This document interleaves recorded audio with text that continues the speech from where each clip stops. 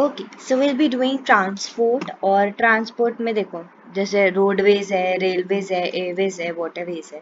What will be doing is हर एक के एडवांटेजेस और डिसएडवांटेजेस। रेलवेज में थोड़ा गोल्डन क्वाड्रिलेटरल काफी इंपॉर्टेंट है।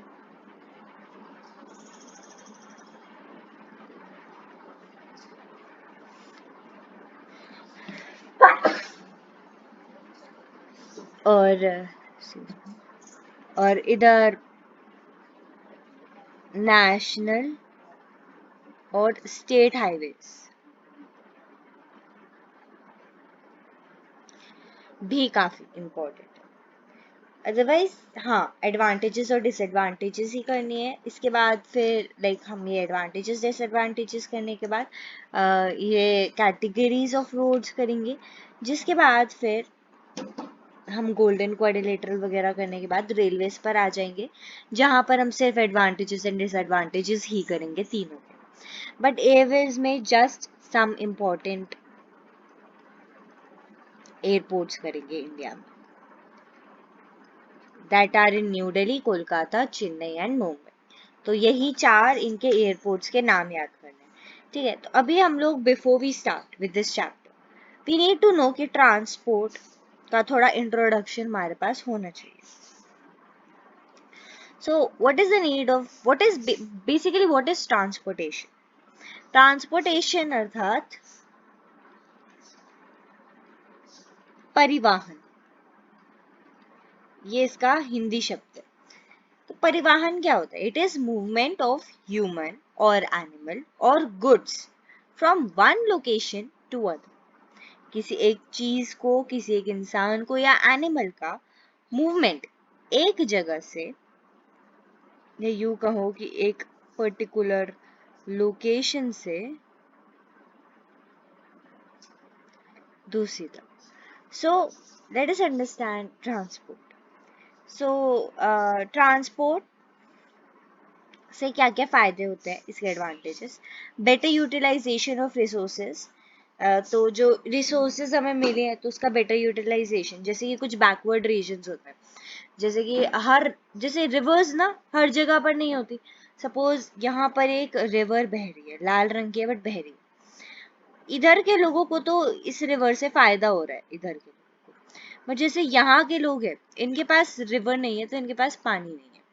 तो ट्रांसपोर्ट से बेटर यूटिलाइजेशन ऑफ रिसोर्सेस, या फिर वैसे रिवर का थोड़ा एक्सट्रीम हो गया, या फिर मतलब एक तरह से हाँ कह सकते हैं, बट इधर मान लो बहुत सारा सोने की खदान है, बहुत सारा गोल्ड है इधर, इधर गोल्ड नहीं है।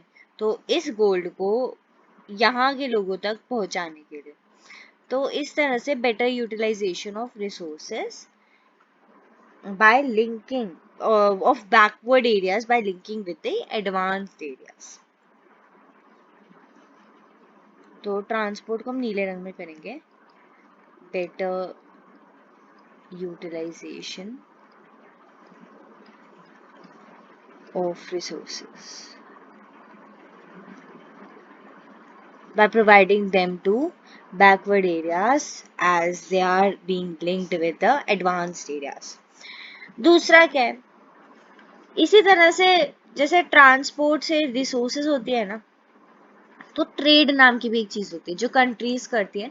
इसे उन कंट्रीज, सपोज इस कंट्री के पास बहुत सारा गोल्ड है, इस कंट्री के पास बहुत सारा ऑयल है, तो ये दोनों ट्रेड कर सकते हैं और इससे दोनों का ही फायदा होगा, क्योंकि इतना सारा ऑयल इस कंट्री के लिए भी ज्यादा यूजफुल नहीं है, तो इसलिए वो ट्रेड कर लेगा, इसके बदले में इसे पैसे मिलेंगे।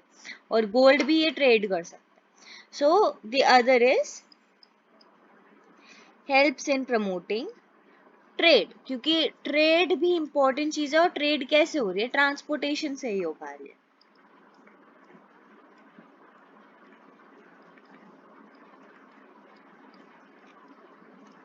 दूसरा, ये इंडस्ट्रियलाइजेशन और अर्बनाइजेशन में हेल्प करता है, क्योंकि देखो इंडस्ट्रियलाइजेशन तो इंडस्ट्रीज है सपोज, तो बहुत सारी, और इन्हें किसी चीज की जरूरत है, रॉ मटेरियल चाहिए, तो ये रॉ मटेरियल अगर उधर नहीं मिलता है कहीं दूर मिलता है तो वहां से इंडस्ट्रीज तक पहुंचाने के लिए ट्रांसपोर्टेशन की जरूरत होती है. So helps in the process of industrialisation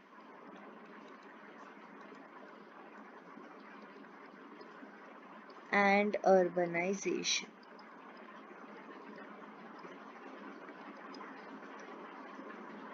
The next thing is ये टूरिज्म को प्रमोट करता है. दूसरी कंट्री के लोग अगर तुम्हारी कंट्री में आ रहे हैं तुम्हारी कंट्री को देखने के लिए, उनके कल्चर को समझने के लिए, थोड़ा इंजॉय करने के लिए, तो उसके लिए भी ट्रांसपोर्ट की जरूरत है.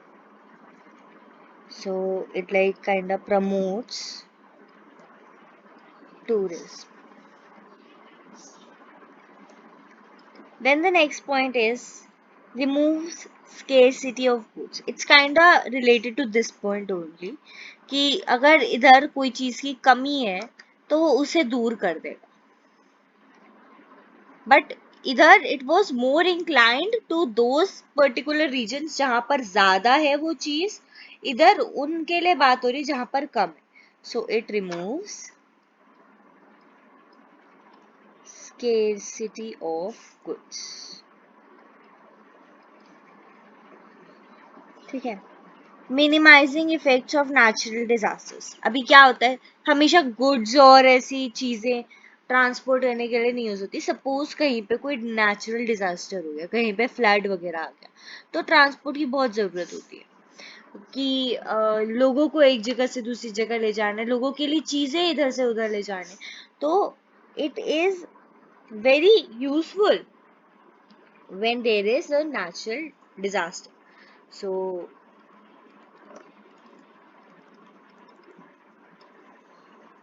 minimizing the effects of natural disaster, क्योंकि natural disaster cannot be prevented. इसके बस इफेक्ट को हम लोग थोड़ा रिड्यूस कर सकते हैं. फिर सपोज कुछ हमें प्रिडिक्शन मिल गई है कि यहाँ पे अर्थक्वेक आने वाला है, तो जल्दी से थोड़ा लोगों को इवैक्यूएट कर दो वगैरह. ये मार्केट को एक्सपैंड करने में हेल्प करता है. Helps in expansion of market. Employment opportunities को भी प्रोवाइड करता है. तो I think they are enough points to be memorised. एक better utilisation of resources, helps in promoting trade, industrialisation और अर्बनाइजेशन में हेल्पफुल, देन टूरिज्म में हेल्पफुल, उसके बाद स्केर्सिटी ऑफ गुड्स को रिड्यूस करता है, minimising effects of natural disasters and expanding market. So these were the like importance of transport. Now let us study about the means of transport. अच्छा, इसके बारे में समझते हैं थोड़ा. अभी हम लोग आएंगे रोडवेज, एयरवेज और railways and all. So I just rub it.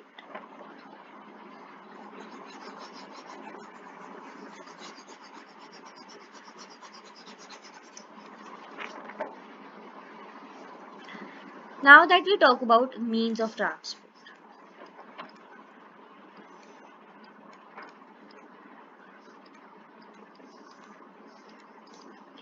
तो ये चीज समझो, ट्रांसपोर्ट लैंड से भी हो सकती है, वाटर से भी हो सकती है, एयर से भी हो सकती है. वाटर से कैसे होगी?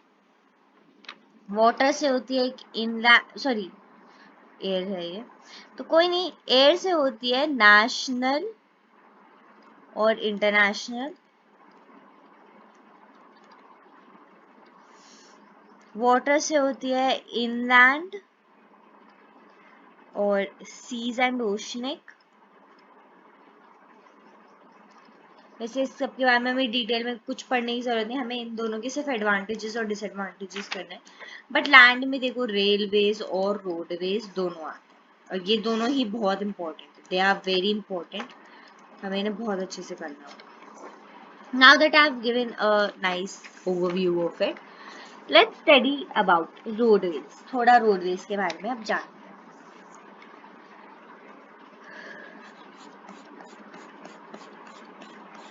कितने चैप्टर हो गए? Now let us talk about roadways. Let me change the color of the pen.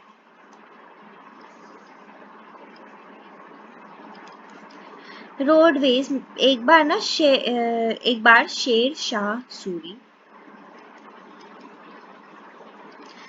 उसने एक रोड बिल्ट करी थी that was a grand trunk road. इसे जीटी रोड के मतलब जीटी रोड भी बोला जाता है जो कि कोलकाता और पेशवार को कनेक्ट करती थी. It is the first road to be build और ये सबसे ज्यादा like it's the second largest road network in India. ठीक है, जो कि एक तरह से 58.9 लाख लाख लिख दिया लाख किलोमीटर्स तक जाती है. ठीक है, ये हमने हल्का सा जान लिया रोडवेज के बारे में. अभी हम लोग रोडवेज के एडवांटेजेस और डिसएडवांटेजेस करेंगे जिसके लिए हाँ जो कि बहुत ज्यादा इंपॉर्टेंट है क्योंकि ये आ सकती है पेपर में और काफी चांसेस है ये आएंगे. रही बात एडवांटेजेस की,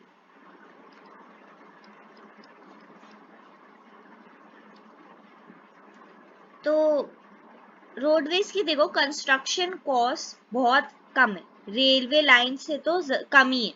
तो ये द कंस्ट्रक्शन जस्ट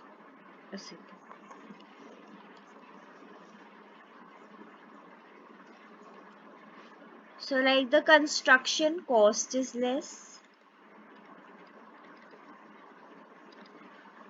ऊपर से गुड्स का जो ट्रांसपोर्ट है यहाँ पर ज्यादा safe.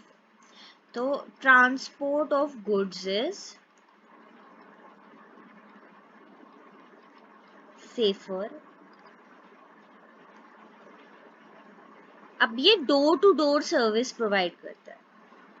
Door to door service, this is an important point. यानी कि तुम्हें या तुम्हारे सामान को या कुछ भी घर तक पहुंचाता. रेलवेज, एयरवेज, वाटरवेज कुछ भी ऐसा नहीं करते, ये डायरेक्टली तुम्हें घर तक पहुंचाएंगे. डोर टू डोर है ना. कंस्ट्रक्ट कहाँ करे जाते हैं जहां पर रेलवेज कंस्ट्रक्ट नहीं कर सकते. अब ये कहाँ पे कर सकते हैं? At they can be built at high altitudes and anywhere, like they can be built anywhere. So these are all the advantages that you can learn as of roadways. एक और याद कर लो that they can be built where railways do not exist.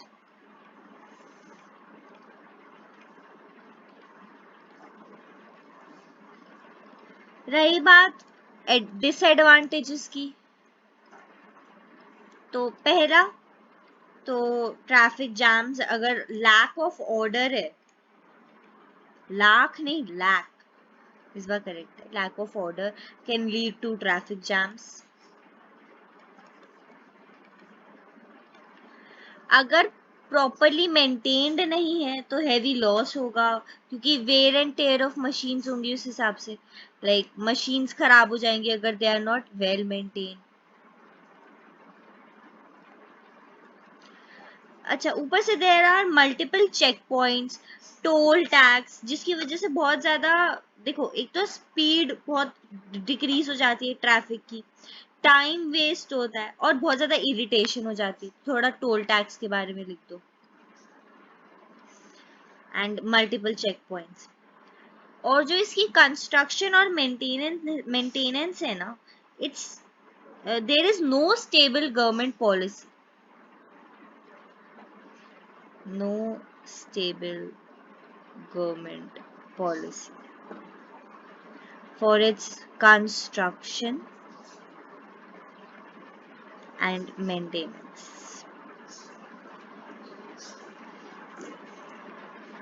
क्योंकि like government policies they keep changing before rain.